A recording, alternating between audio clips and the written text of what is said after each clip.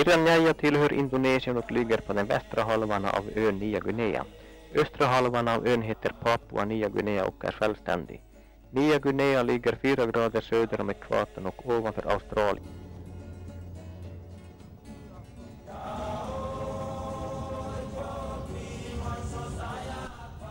Flygfältet har varit ett gräsfält som asfalterats för några år sedan. Asfaltmaskinerna har flugits hit med militära Herculesplan.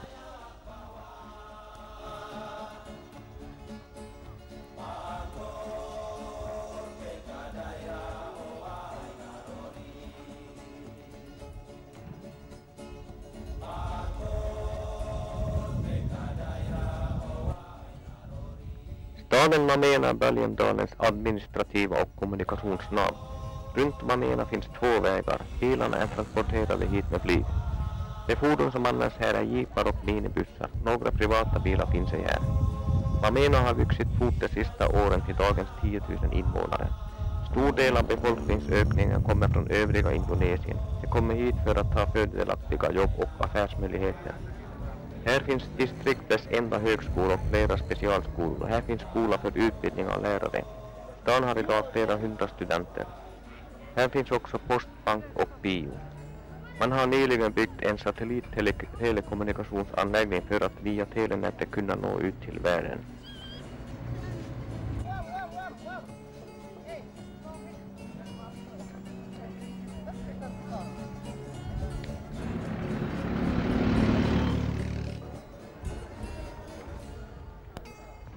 Här finns en stor marknad där män och kvinnor från olika byar samlas för att sälja sina varor. Här möter de förgångna nutiden. Unga danis i t-shirts bland marknadsskjulen där man kan köpa både Coca-Cola, cigaretter, batterier och klockor.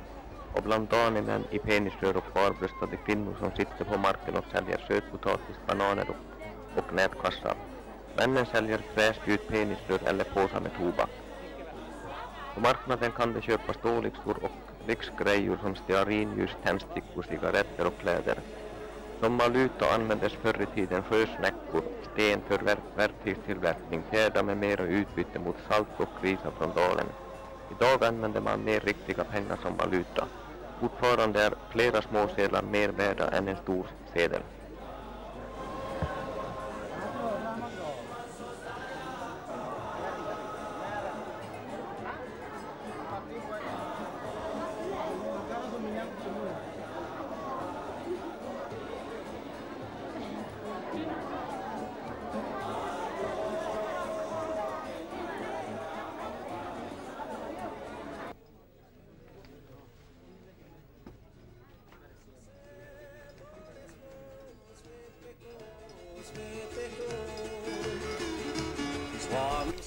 Baliem-floden rinner in i dalen norrifrån. Plötsligt försvinner floden under jorden i Baliem-halsen, där den blir en underjordisk flod. Floden pressas fram söderut genom enda sprickan i bergskedjan som uppkommit efter en jordbävning. Därefter faller vattnet 1500 meter i en serie av fall. Baliem-dalen ligger på 1600 meters höjd, är 60 kilometer lång och 15 kilometer bred, och de högsta bergen är 5000 meter och snötäckta.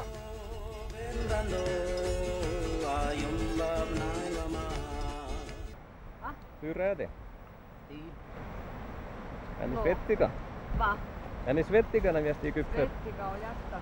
för kullen? Här har vi kommit upp. Päätä huimaa ja syö laippaa. Den stora gröna Baliem-dalen ligger nästan mitt i Irian Jaya i höglandet. Den stora Baliem-dalen är också Dani-folkets hem. Dani-folket är det mest kända i Irians högland. De är mest kända för deras rituella krigföring och mycket ovanliga levnadsvanor som att bära penisrör istället för kläder. Dani-folket är första klassens farmare som är nyckeln till dalens stora befolkningstal. Stammens folkmängd ökar än idag och är över 100 000 medlemmar i själva dalen.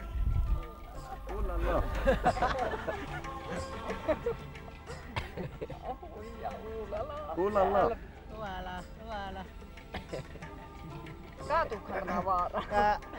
I don't know. Are you tired? Va? Tunnen viistä. The first Knäänatan saa spagetti 2 hours for me is hard, but after that my energy becomes good. Yeah.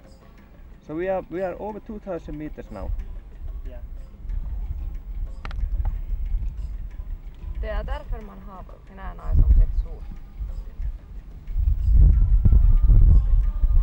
Päätä huimaa. Here Hello, is the big Sweden. mountains smoker.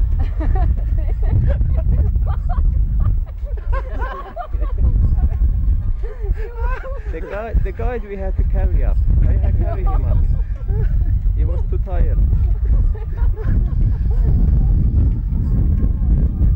But doesn't matter, you was so cheap, guide.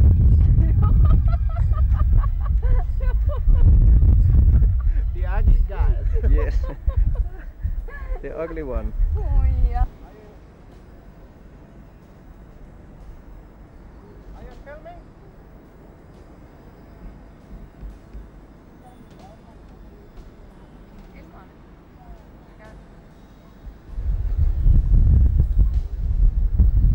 Hello. Yes. Hey Rich, can you try it when I take a photo? Why not?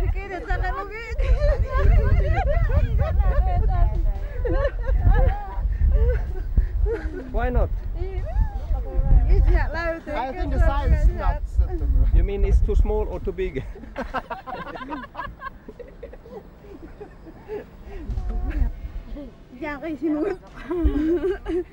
It's too big for you, but it's too small for me.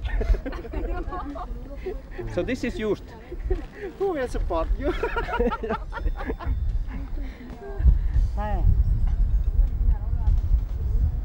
The wise man said, depend on the mood.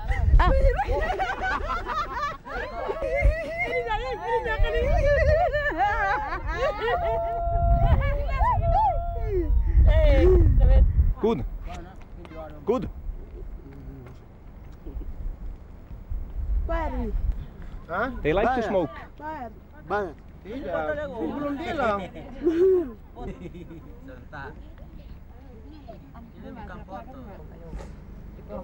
Så nu försvinner hela berget igen. Försvinner in i molnet. Det är tur för mig. Ya. Wah, wah.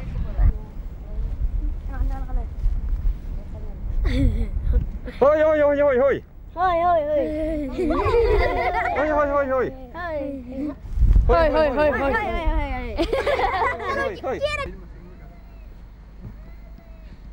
Tapi rasanya manis. Dia bulat-bulat pendek kan? Oh, tuh. Hah? Tuh. Tuh. Suvi tu. Lite vila.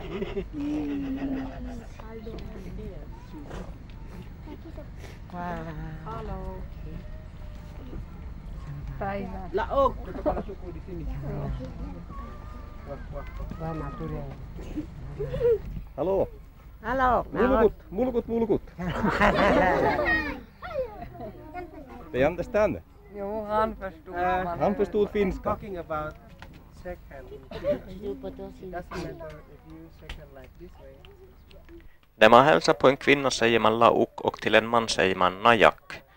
Wah betyder tack eller att man är tacksam eller glad.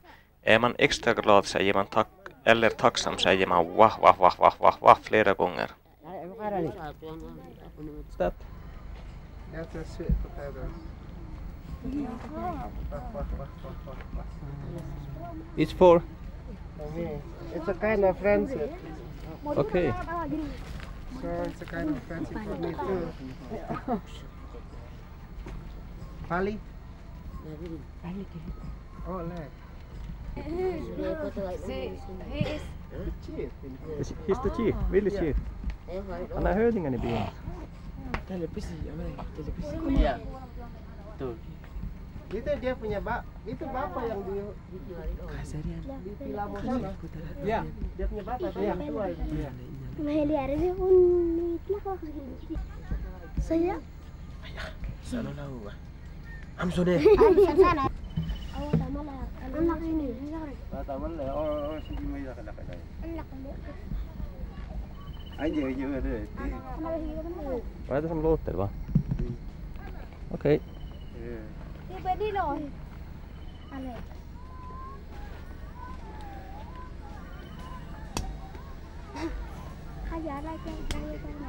Orkar du ta den där? Ja, den där. Jo, vänta. Keren ada deh.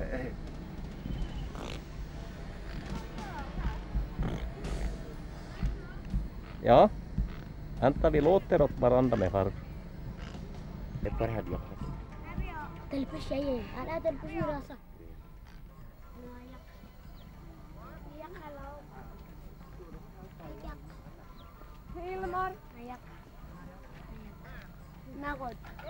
Irans 1,6 miljoner människor är ett lapptäcke av etniska grupper och de har ungefär 250 olika språk.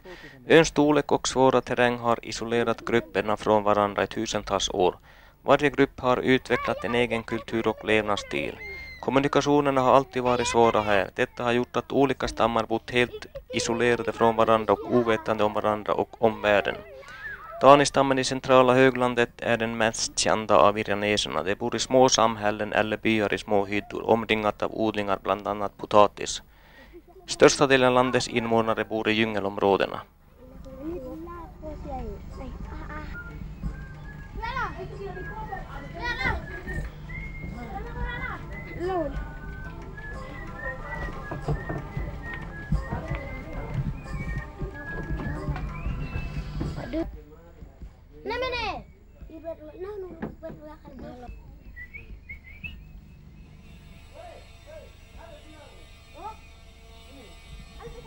Punga. Bunga. Punga. The flower is punga. Jangan. Ah, foto. Det var amerikanen Richard Archbold på sin tredje expedition i Nya Guinea som blev den första utomstående som fick se den magnifika Baliem-dalen. Det var 1938 som han hittade dalen då han på sin expedition flög över dalen med sitt sjöflygplan. Före detta visste man inte om att det existerade en dal mitt i bergsområdena.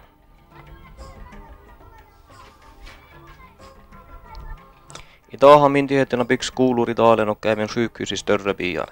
Fast det där med att gå i skolan tar man ganska lätt på. Det är missionären som spritt kristendomen i dalen. De första missionärerna kom till Irian 1850-talet. De 3 första missionärerna var holländska protestanter. Idag är en del av infödingarna i höglandet protestantiskt kristna. Ännu fler av Irians befolkning har den katolska tron. Missionärernas liv var långt ifrån lätt i kannibaldalen. När de 2 första missionärerna kom till Jali-folket trodde de först att det var 2 av deras egna ledare som återvänt från de döda och därmed också fått vit hudfärg. Men de kom snart på att det var vanliga mänskliga varelser och blev dödade.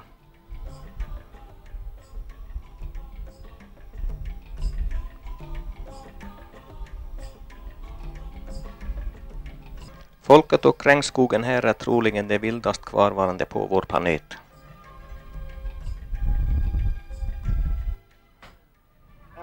I could imagine in your monitor how black I am. Yes, I can't see you.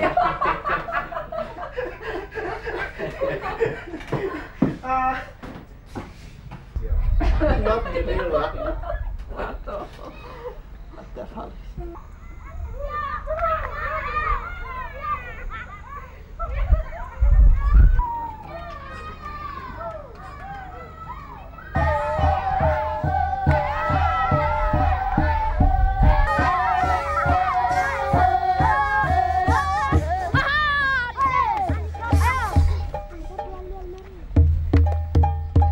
Lihat ke sana.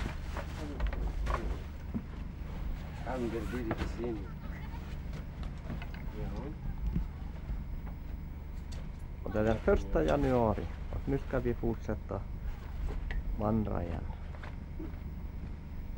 Till nästa by som blir Tangma. Yes. Och nu är vi i en by som heter. Och vi har bott hos rektorn här i lärarens This rum. is the owner of this house. Yes, I just say, Mr. Ron Sumre.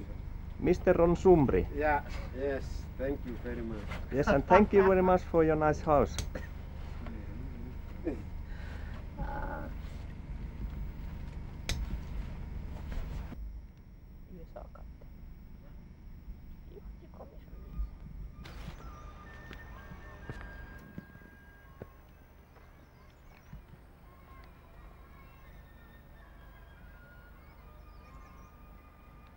Geografiskt är Irian helt olikt andra öar i området, från träskmarker i södra kusten savann till snötäckta berg. Irian har 2 säsonger, en våt och en torr. I bergsområden och i regnskogen faller regn nästan året runt. Idag är kannibalismen förbjuden enligt lag, men på denna stora ö finns områden som missionärerna eller regeringen inte hittat, och man vet inte vilka kulturer som kan existera där. Än idag kommer det fram folkgrupper i skogarna som är okända för yttervärlden. 1987 påträffades 2 helt okända folkgrupper och det försvann på en gång. Senare fick man igen kontakt med gruppen och deras första kontakt med yttervärlden. De pratade också ett okänt språk. Så sent som hösten 1994 hittade man en okänd kannibalstam som bodde i träden och fortfarande var huvudjägare.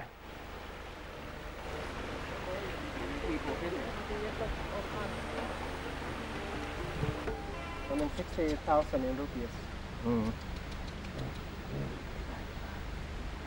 Ei pinne, se joo, inte skulle vi ha pyytää en sån där liten. I höglandet finns flertalet olika stammar. Öster och söder om Dani i de svåra bergsområden bor Jali-folket som är pygmer, med cirka 30 000 människor och talande flera olika dialekter. Ordet Jali kommer från Dani-språket och betyder landet till öster. Så alla som bor öster om en själv kallar det för Jali.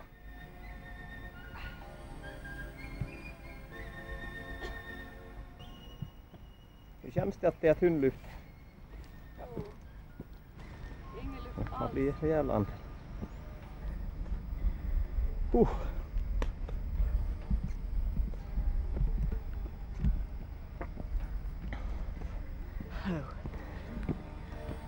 Vad luften är tunn.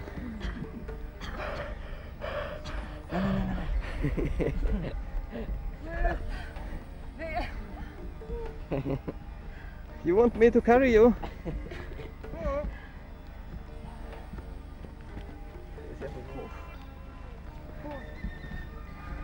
Ha! It's fantastic views. Don't you see them? Västdani-folket har varit mest vänliga till missionären och regeringen. De har också varit mindre krigslystna än grannarna Dani-folket i centrala Baljemdalen.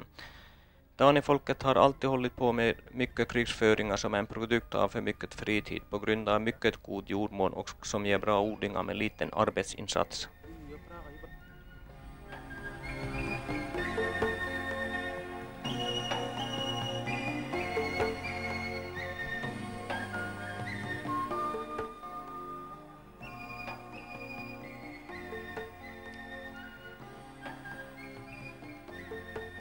Väster om Irians högland finns cirka 100 000 människor i Ekari-stammen. De har den livsstil som mest liknar den västerländska. De äger själva egendomar och kan göra upp allt genom att betala. Man använder fortfarande snäckor och fåglar som betalmedel. De kallas också för primitiva kapitalister.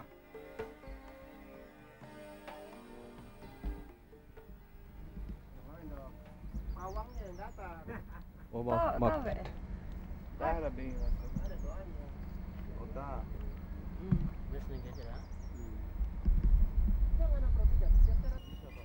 Punaberg.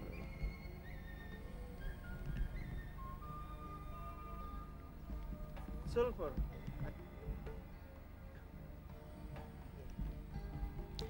Medan vi sitter och beundrar vyerna får vi besöka Dani som är på väg till nästa by för att fira nyår. Acara apa? Acara yang ini Dansa. Jadi tidak bakar batu? Kapan bakar batu? sekarang. Bakar batu tidak. Tangma, dong dansa di Tangma juga. Kapan? Sekarang. Tidak ada itu. Dani-männen tycker om att smycka ut sig med nyplockade blommor på armen eller grisbeten genom näsan, som kompletterar den vardagliga utsmyckningen. Kvinnorna är inte lika intresserade av att smycka ut sig. Hur är det med er? Hörni, Va? hur är det med er nu? No, men jag undrar varför jag inte har höjdat nu. Hur kan man vara höjdare när det är så här vackert? No, men jag är inte det. Sen där borta var Hur är det med David då?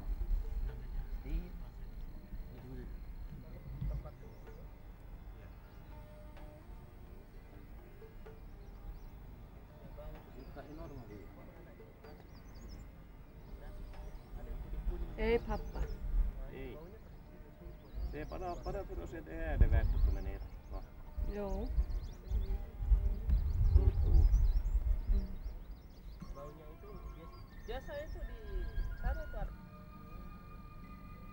How is gone, doctor?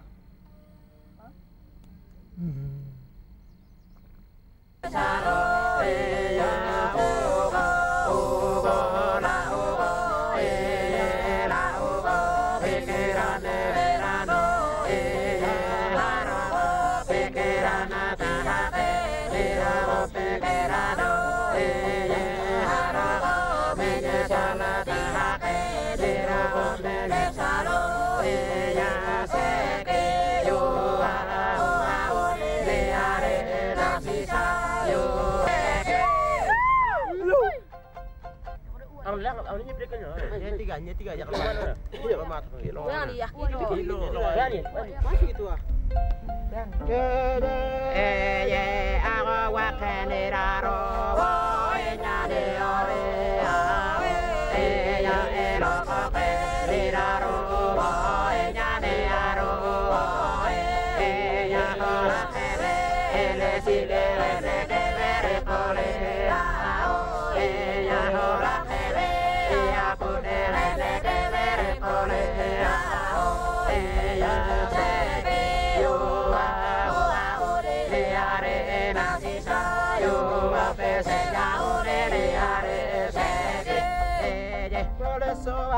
Ella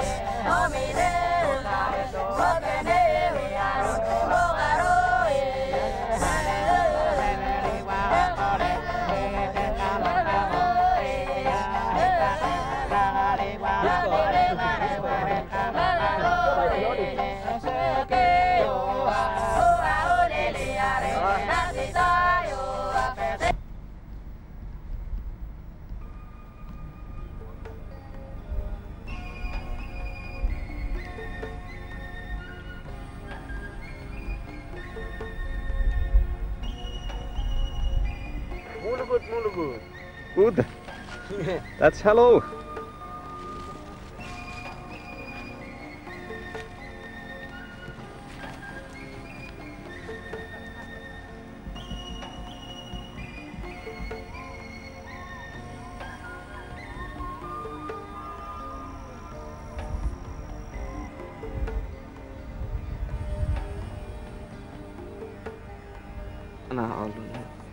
Want to try? Jo, det är vanliga hallon. Var det vanliga hallon? Nej, inte som våran. Våran är saftingsprojekt. Där är mera som här också. Smultron. Och det är smultron det här. Är det smultron? Jo. Tror jag. I hope we'll find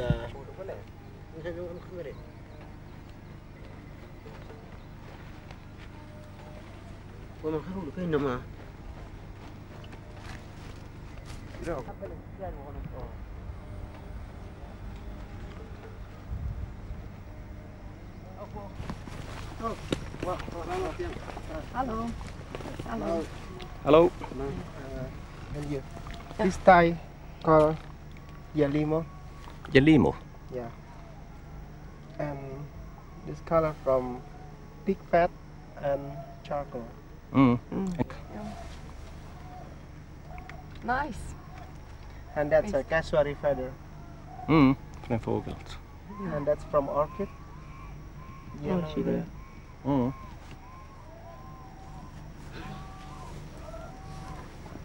Vad fina de var. Fint par. Meron. 2000. Hah? 2000. 300. 1.200. Hah? 2000. 2000. Putar begini. Tuh di sana.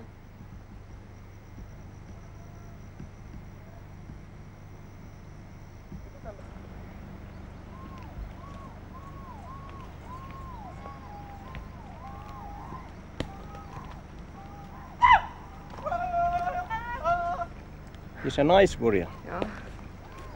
Hello. Hallå. Majak.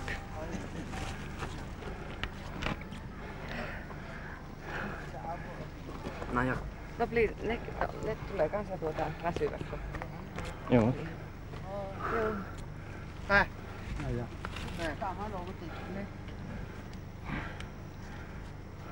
It's nice. Very nice hat.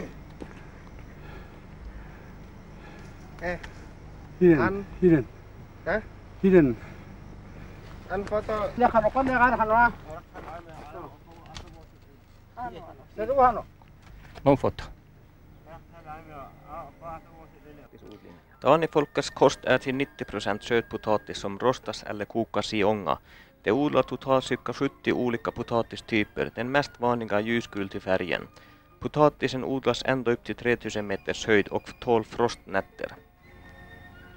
Taanifolket bygger aldrig stora byar, de föredrar att bo i små grupper intill deras odlingar.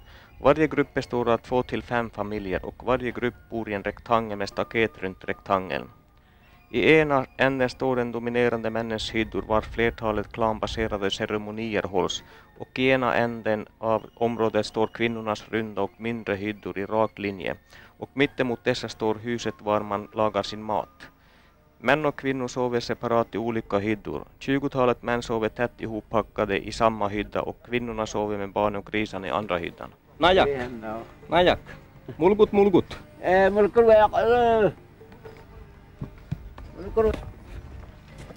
Najak! Myndigheterna har försökt få Dani-folket att lämna de illa rökluktande hyddorna för deras hälsa till mer vanliga hus tillverkade av trä. Men det misslyckades då trähusen var för varma dagtid och för kalla nattetid och man fick problem med insekterna. De eldar och ryker i hyddorna för att hålla borta insekterna. En del danis har använt de nya husen myndigheterna byggt för grisarna och byggt traditionella hyddor för sig själva intill grishallen.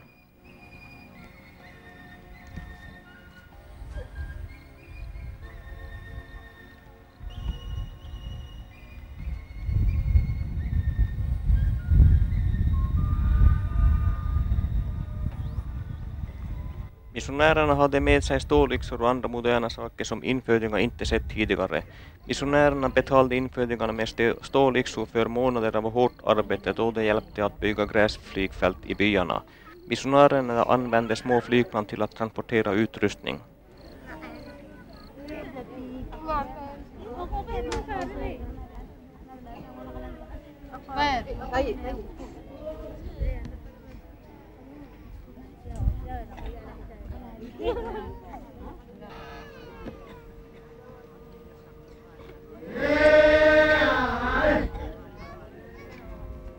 Tahun baru. Selamat tahun baru.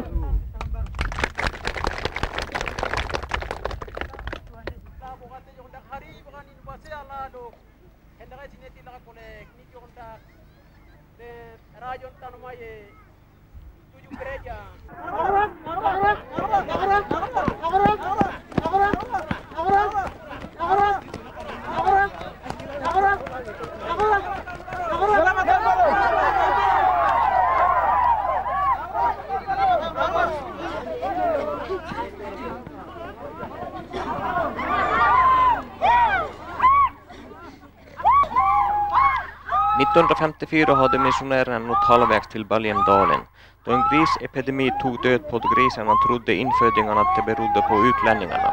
Varför de också dödade de kristna i stammen och den indonesiska prästen och hans familj. Det slog också sönder deras flygplan.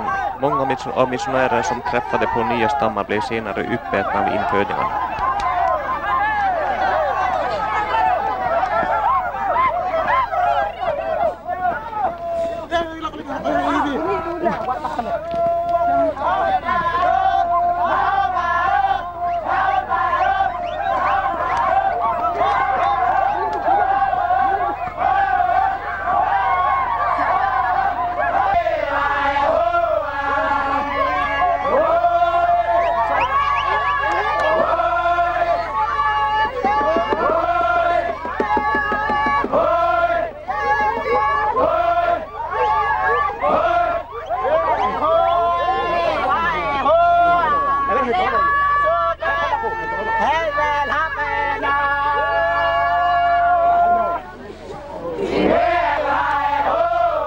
Till dansen klädde ut sig i krigsmunderingar lika som de gjorde förr i tiden på deras krigsfärder.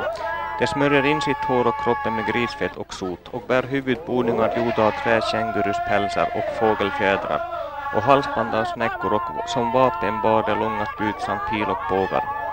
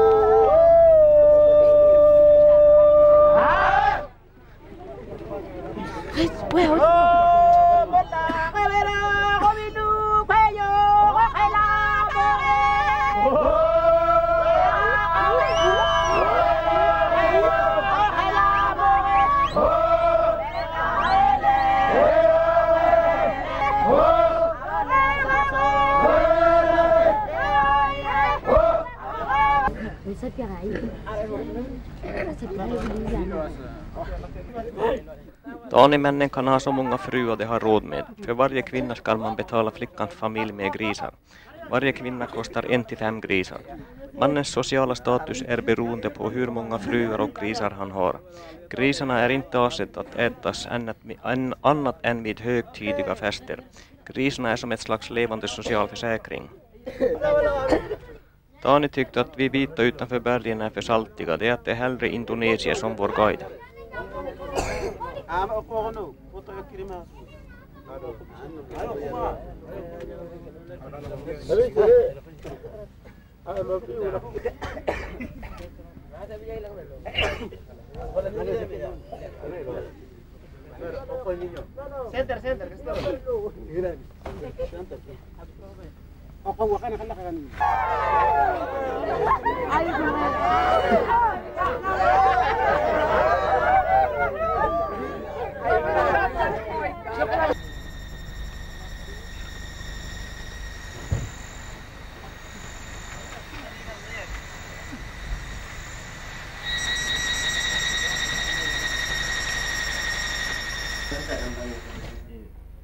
Som ni ser har vi fått besök till frukosten. Det här är missionärernas stuga i Tangma. Och plötsligt får vi in en som säger att han är hövding här. Men det verkar finnas många hövdingar i byn. His name is Asagin. Asagin. Yeah. Hur många fruar hade han? How many wives you say he has? 20. 20 wives. Yeah, but now maybe left around 15. 15. It's not bad.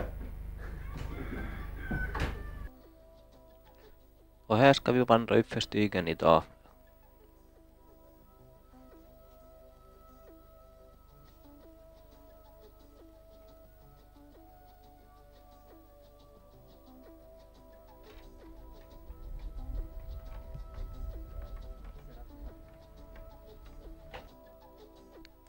Om man blir sjuk går man och lägger sig över natten vid den heliga stenen för att bota sig.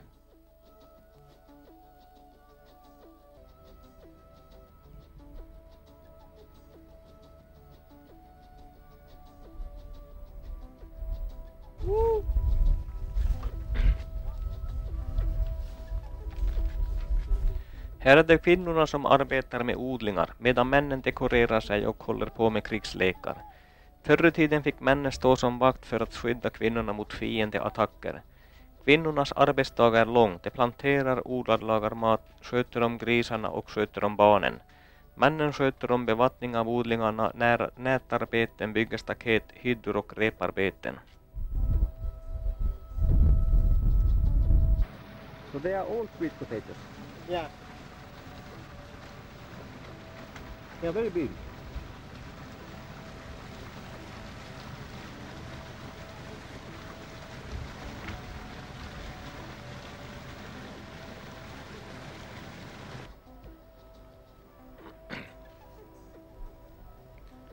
Dani-människorna sover nakna insmorda i grisfett för att klara de kalla nätterna. De eldar och ryker i hyddan så att röken tränger upp genom sovloftet för att hålla borta myggen. Här stinker och luktar och en och annan loppa kanske också trivs här. På sovloftet har de lagt gräs var de sover på. Från taket dinglar knippe med tobak och majskolvar upphängda för att torka i värmen från glöden. De sover i separata hyddor för sexuellt umgänge är väl övervägt farligt och försvagande för männen. Tabun förbjuder sexuella relationer efter 4:e månaden i havandeskapen och kan vara till 3-4 år efter barnets födelse. Tidigast efter det barnet kan gå bra och ta hand om sig själv kan relationerna upprättas igen. Detta hjälper kvinnan att ej bli fast med flera barn samtidigt då hon har många andra sysslor. Och här i köket har varje familj sin egen eldplats på golvet. Den här långa byggnaden, det är köket.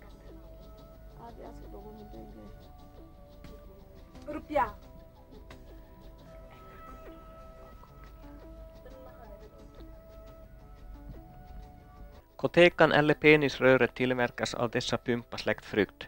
Frukten används som grönsak när de är små och när de blir större blir ytan hård och det torkar röret som sedan blir koteka.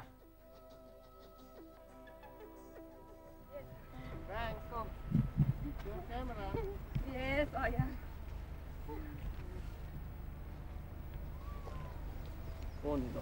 Vänta, jag filmar. Sitä hängar hela dagen. Va? Ei sit hängar hela dagen så går det. Just det. Majak.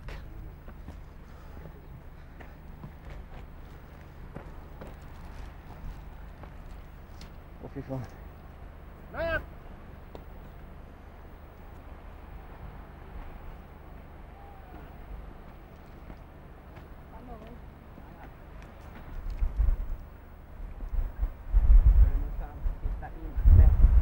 Kolla ner.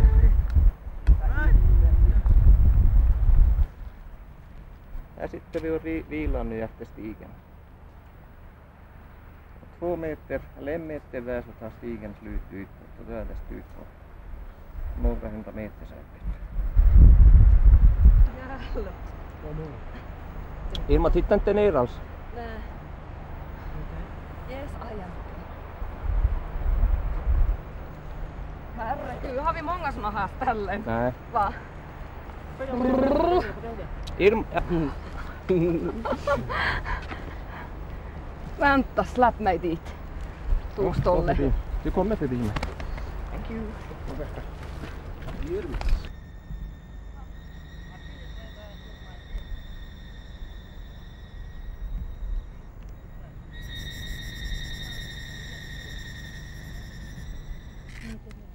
Just swallow, just chew it and then swallow Okay. the water.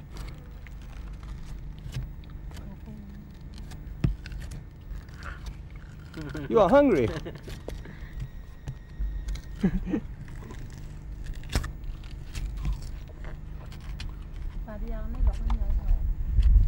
It's like a candy. Like you, Henry. Mm.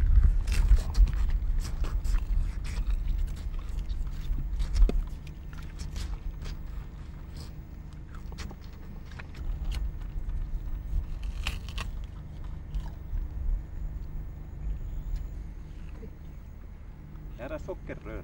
Man suger åt sig sockerämne. You understand? No. Good. Good. How about this? You think you have a good guide? Maybe. Maybe. We see if we ever come back. Okay.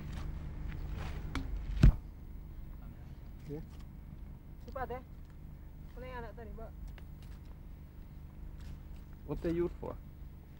Cutting trees Cutting trees. or make small pieces of the wood. Mm. Se saat varmasti maksaa, kun siihen on koskettu. Okay. Very nice. Usaaja. Här visar han hur man dekorerar sig med nosbenet som är gjort utav grisbetar. Good. Very nice. Nu Max.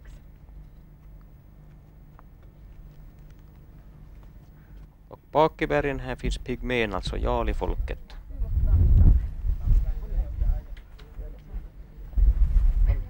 De första stålyxorna har missionärerna haft med sig för 30 år sedan, så man är nästan inne i stenåldern här. Is Tobago? Ja.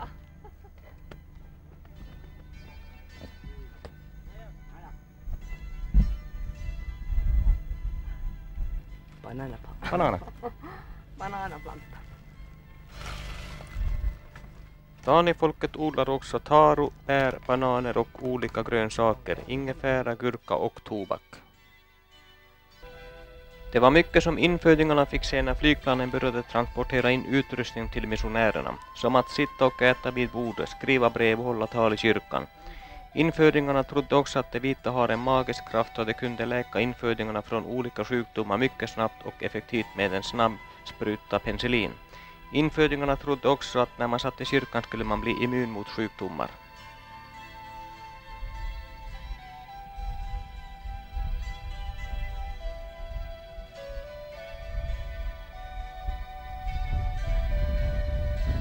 Jaja.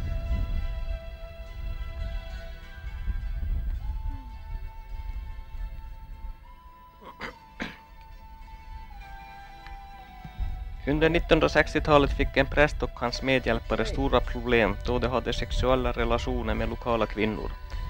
Då tyckte lokalbefolkningen att de fått nog av Guds ord och brände ner missionärernas hus och de åt också upp prästen och 12 av hans assistenter.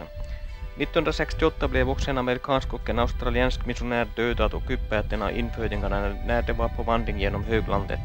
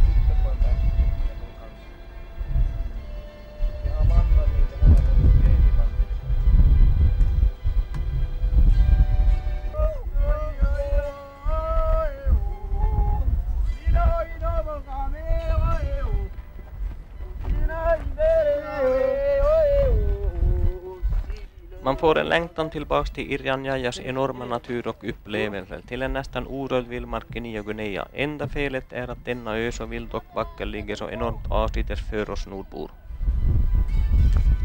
Bye bye! Asmat-stammen i södra kustens träskområde är historiskt de mest beryktade huvudjägarna. De är också en av de sist upptäckta områdena. De är idag kända för deras träsnidararbeten och för deras sätt att bära stora föremål gjorda av ben som de fäster i näsan. Asmat betyder träd eller trädfolket.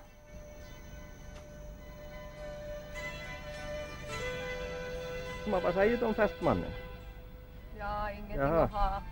Ingenting att ha? Nej. Jag tycker han är fin. Jo, men han stinker. Stinker han, men det är bara grisfett. Nej, det är inte grisfett, det är något annat. Nej, det är nog grisfett. Det är Det helt är den normalt. där traven.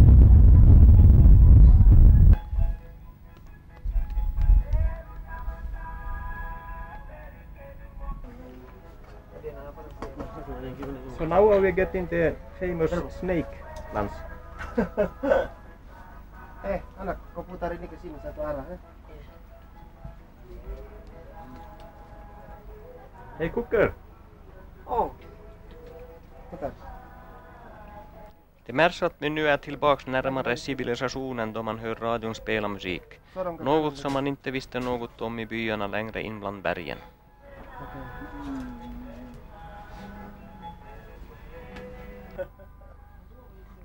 Nu är vi i Biroma och här är gäststugan. Här gästerna får sova.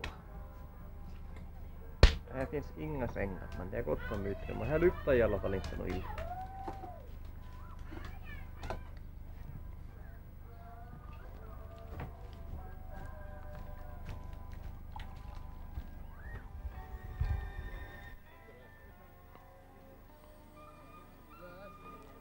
Man undrar hur länge Dani-kulturen med kotekan får leva kvar då indonesierna som flyttar till dalens centra var med att ta med sig mer västerländsk kultur, som t-shirts och byxor, och endast ligger några mil från byarna här.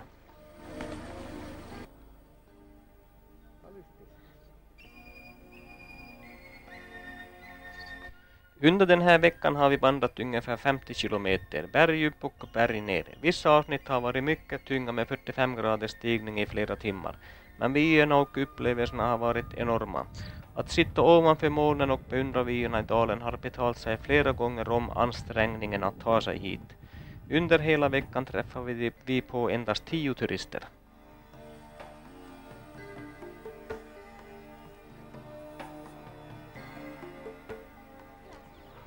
Ini Terus ini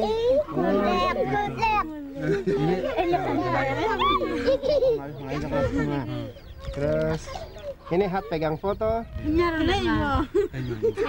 perempuan. Oh ini bukan Hat. Perempuan. Oh Nayak. Ini sudah ini. Oh ini Lauk. Ini Lauk. Itu laki-laki. Oh, laki-laki. Perempuan ini. So it's he. Ya. Ini perempuan. Oh this is girl.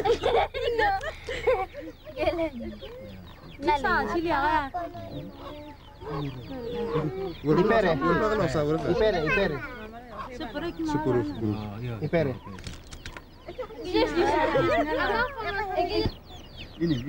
Ini kamu. Dia mama ini. Oh. Iya.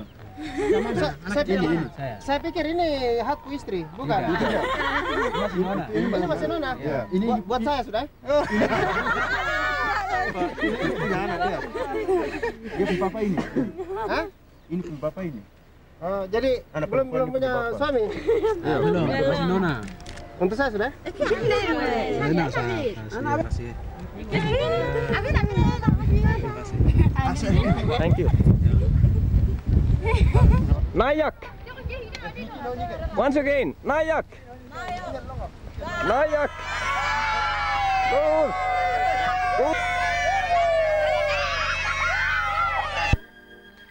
För att man ska kunna vandra här måste man ha ett tillstånd som kallas Surat Jalan och man får den på polisstationen i Jayapura.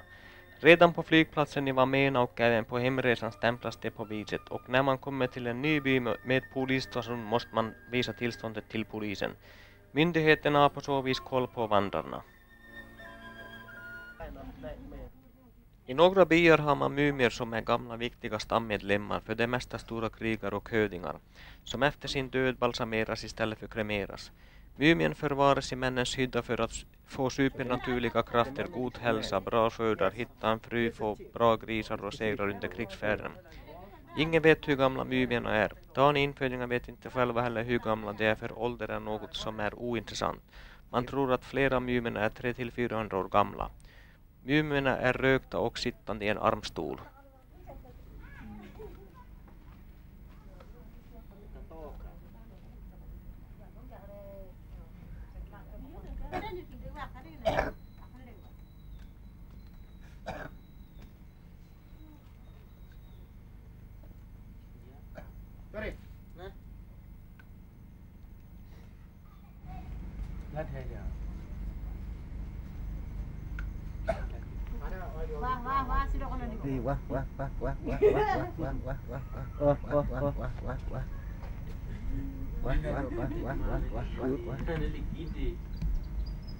Some material they made their net back, and then the color come from orchid.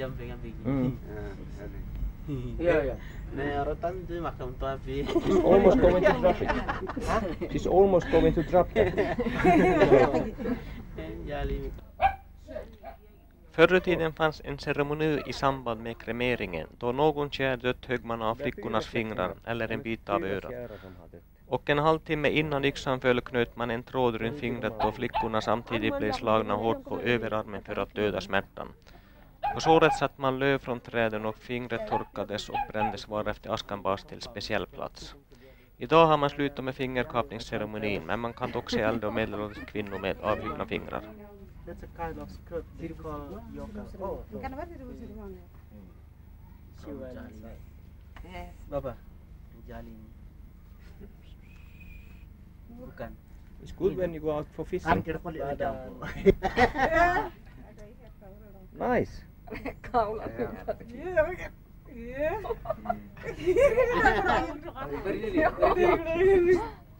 They want you standing. Joo, stoi.